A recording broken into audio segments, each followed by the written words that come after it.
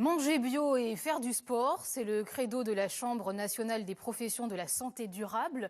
L'organisme lance une marche de la santé durable. Ça se passe sur les bords de Loire. Isabelle Racine, Pierre-Dominique Lepé.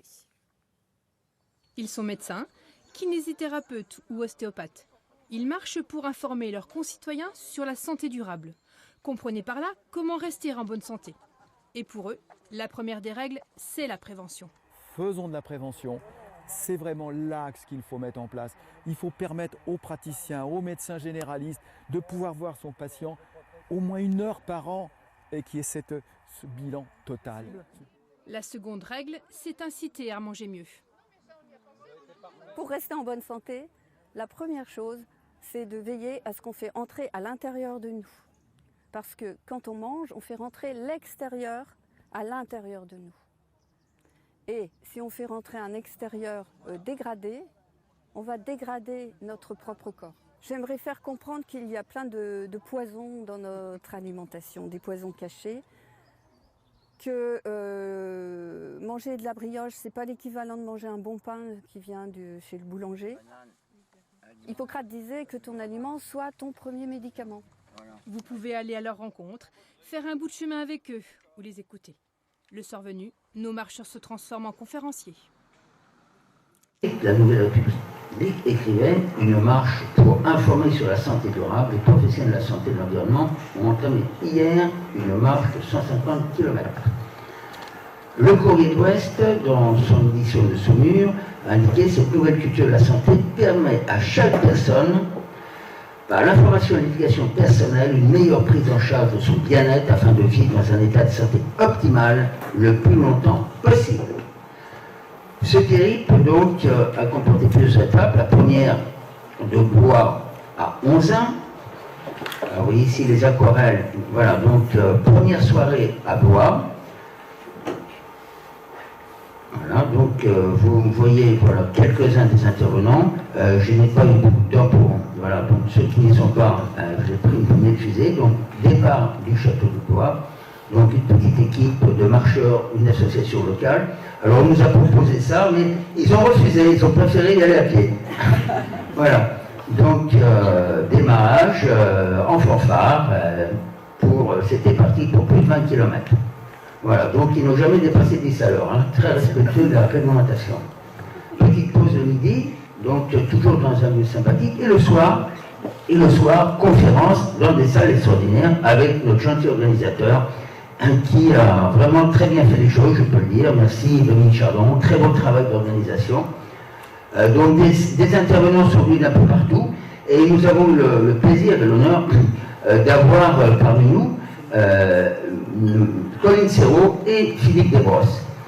Ensuite, deuxième étape, Onzain, Nazel, Néo. Voilà. Ensuite, le soir, toujours des conférences. Donc tout à l'heure, on verra ça dans le détail, parce qu'on va reprendre chaque jour.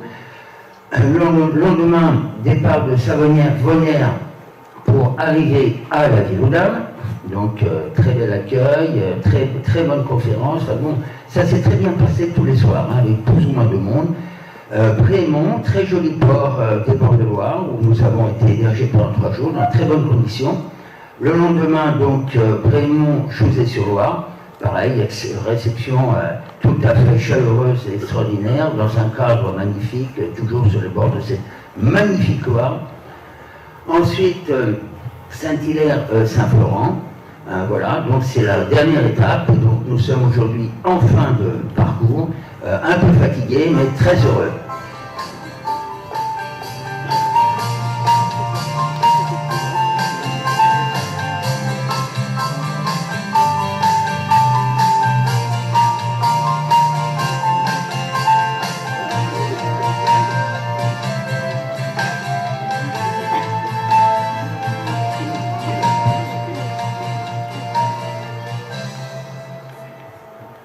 Voilà, donc c'était une petite vidéo pour vous donner un peu l'ambiance, les différentes étapes.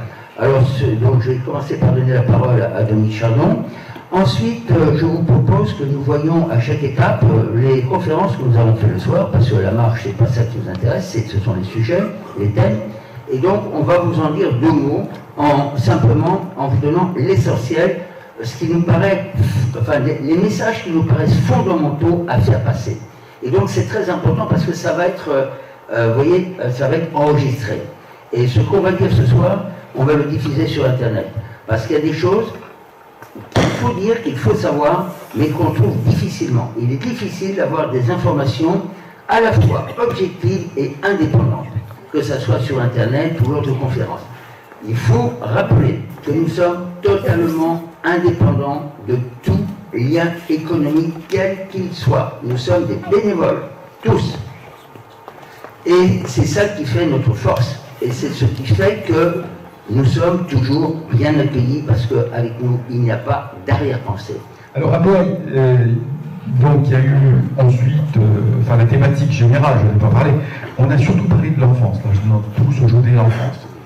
Eh bien écoutez, oui, la période de l'enfance est vraiment très intéressante, c'est une période un peu méconnue, enfin d'enterrement parlant, on s'intéresse beaucoup aux dentelles des enfants, on s'occupe de savoir s'ils ont bien toutes leurs dentelles, si on va pouvoir mastiquer. Puis après, ben, quand tout va bien, il y a une grande période de latence, et puis on attend que ça se passe, et puis on s'occupe plus de grand-chose. Et en fait, il y a une période capitale dans l'enfance, c'est la période de 6 ans. 6 ans, c'est une date charnière de toute façon dans la progression physique, dans le développement physique de l'enfant. C'est l'époque à peu près où on rentre à l'école, donc il va y avoir de gros changements comportementaux, de grosses épreuves, il va quitter un milieu plutôt protégé pour aller vers un milieu beaucoup plus social et tout. Et à cette période-là, va se mettre en place à l'arrière des dents de lait une première dent d'adulte qui apparaît entre 6 et 7 ans, que nous autres, on appelle la dent de 6 ans, c'est la première molaire d'adulte. Donc il va en apparaître 4 dans la bouche de l'enfant, elles passent très souvent inaperçues. Les gens croient que c'est des dents de lait, donc elles ne sont pas soignées, elles se carient, elles s'abîment.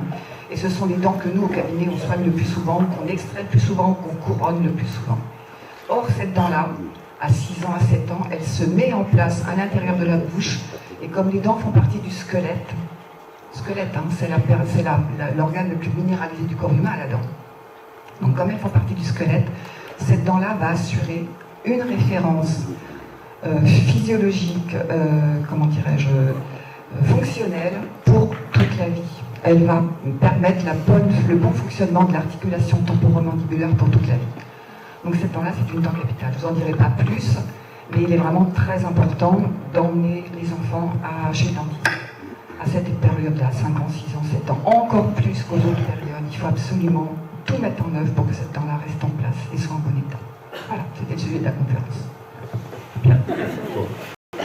Alors, nous, on a parlé de la croissance de l'enfant et de l'importance de cette croissance avec une première étape, c'est avant